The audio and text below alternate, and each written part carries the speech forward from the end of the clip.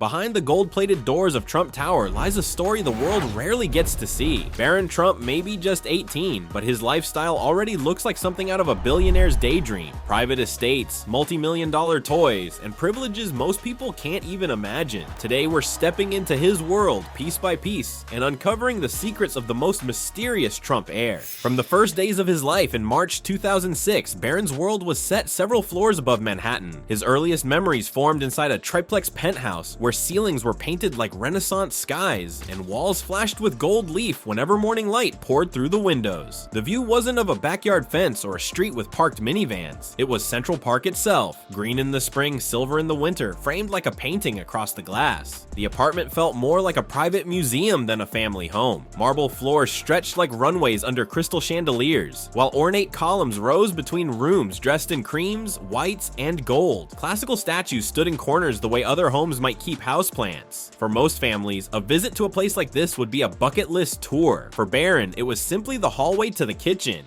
He didn't dress like other kids either, where most grade schoolers battled their parents to wear hoodies and graphic tees. Barron was photographed in small suits and crisp shirts, looking like a child who somehow already knew what a boardroom was. That wasn't random. Melania Trump, who carried a European sensibility from her years in fashion, wanted her son to look put together from the start. Little businessman wasn't just a line, it was an aesthetic. Privacy sat on top of all of it. Donald Trump's public life was a running headline. Barron's childhood was deliberately off the record. Melania set the tone there, keeping photographers at a distance and drawing a hard line between political life and her son's routine. It's why there are months, sometimes years, where you barely see him, and why a single new photo can set social media on fire. Education mirrored the luxury of the address. In New York, Columbia Grammar and Preparatory School offered rigorous academics among peers whose parents were ambassadors, financiers, and media figures. When the family moved to Washington, D.C. during Donald Trump's presidency, Barron attended St. Andrew's Episcopal School in Maryland, where sprawling fields and quiet walkways replaced Manhattan's rush. The day-to-day looked calm from the outside, but every step carried invisible layers, security details, careful scheduling, and the subtle choreography required whenever a high-profile child moves from point A to point B. Inside that careful bubble, he still had the pieces of a normal teen life: schoolwork, sports, and the steady rhythm of growing up. The difference wasn't in the activities, it was in the backdrop. Most kids play video games in bedrooms covered with posters. Barron did the same things in rooms that looked like they'd been lifted from a palace, with city skylines beyond the glass. That contrast, ordinary habits against extraordinary settings, became the quiet signature of his childhood. The penthouse in Trump Tower was the opening chapter, not the whole book. The family's addresses form a kind of private map: palm trees and ocean breeze at Mar-a-Lago, green hills and quiet fairways at Bedminster, and long stone driveways threading through old world architecture at Seven Springs. Trump Tower reads as urban theater. Step into that penthouse and it's Versailles meets New York. High ceilings trimmed with gold, carved cornices, and a horizon that never stops moving. It's easy to imagine a teenager standing at the window at night, watching the city turn into a galaxy of tiny lights and wondering how the rest of the world lives down below. Fly south and the mood changes. Mar-a-Lago in Palm Beach is sun-soaked opulence, a 1920s estate turned private club where hand-painted ceilings and grand ballrooms lead to terraces that open straight to the Atlantic. Members arrive in clean convertibles and tailored resort wear. Staff glide through corridors with silver trays and impossible timing. For Barron, holidays and long weekends meant that everything came with ocean air. The echo of voices in tiled courtyards, the soft thud of a tennis ball in the distance, and the ritual of formal dinners that pull everyone into chandeliers and candlelight.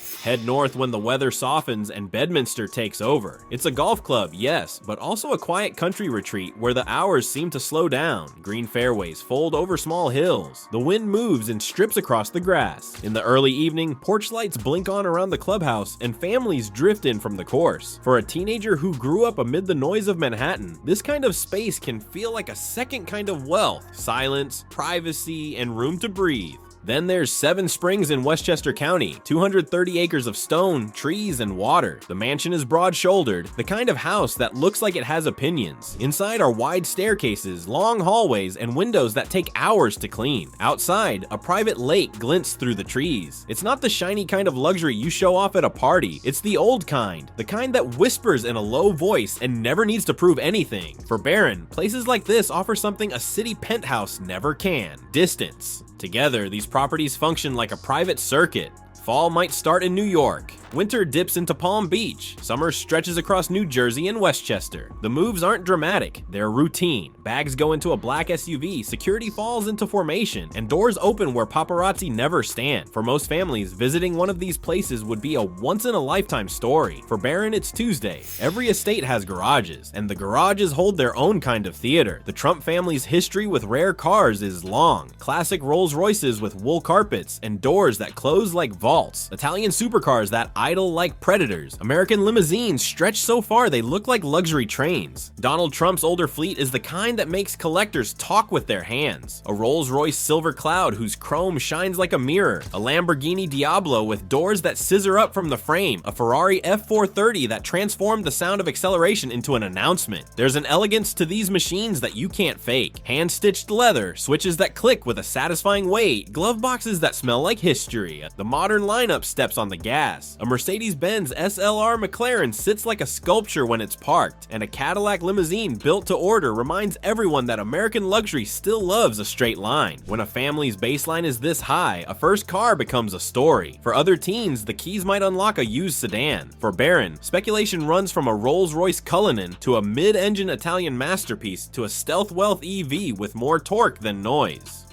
He hasn't been seen making that decision yet, which only adds to the intrigue. When the photo finally appears, the one of him closing a driver's door or walking around a shiny new delivery, the image will do more than identify a car. It will hint at an identity. Is he a grand tourer kind of driver, a hypercar thrill seeker, or someone who prefers quiet power, no exhaust note required? Car culture loves to debate what money should buy. Some people want drama, spoilers, vents, the kind of lines that make pedestrians turn around. Others want silence, a big V12 tucked away in understated bodywork with only a small badge to give the game away. Whichever way Barron goes, the choice will say something, not about horsepower, about taste. If deep dives like this are your thing, tap like and subscribe so I know to make part 2. Back to it. The distance between those addresses has always been measured in private miles. You don't stand in a rope line when your ride is a Boeing 757 fitted like a flying residence. People call it Trump Force One because it looks less like an airliner and more like a hotel suite that learned to fly.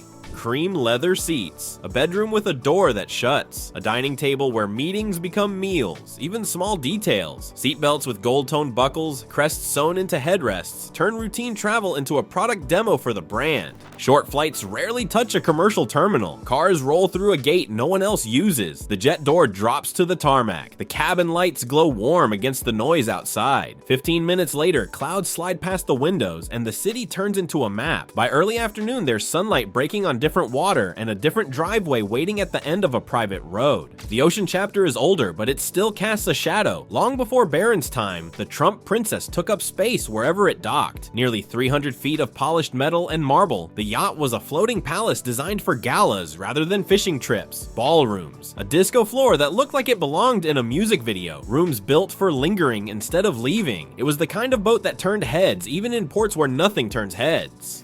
Barron never grew up on it, but its legend lingers the way perfume lingers in a hallway, faint, unmistakable, and attached to a name. Other billionaire families have their own versions: Gulfstreams, bombardiers, sailing yachts big enough to need a map. The details change, the message doesn't. When a jet is a living room and a yacht is a weekend house, distance stops being an obstacle and becomes part of the lifestyle. You don't go somewhere, you arrive. Luxury is loud when it wants to be. Gold ceilings, mirrored floors, cars that sound like thunder, but it can be quiet too. Barron's image has leaned toward the second kind: tailored blazers, clean lines, minimal logos. The look says, you know what this is, without pointing at the label. Melania's influence shows up in small decisions that add up. European tailoring sits closer to the shoulder. Cuffs break just right at the wrist. Fabrics drape instead of cling. As he grew taller, much taller, the silhouette shifted from kid in a suit to something more statuesque. At over 6 feet 7 inches, he makes adults look like supporting characters in photos where he isn't even trying to stand out. It's not only the height, it's the stillness. He never looks like he's chasing the camera. The camera comes to him, Other heirs build identities in public day by day, post by post. Barron hasn't done that. No official Instagram, no TikTok, no thread of selfies connecting school to summer to winter break. The absence becomes a kind of marketing on its own. People project. They decide he must be this or that. Athlete, introvert, strategist, minimalist, because the fewer facts you have, the more the human mind fills in. Every so often, hints surface. A photo from a soccer field, a shot of him at a family event where the suit is a darker navy than usual, a glimpse of gaming merch tucked under an arm as he walks into a building with black SUVs parked outside. None of it is loud, all of it is suggestive. The message isn't "look at me," it's "there's more than you think."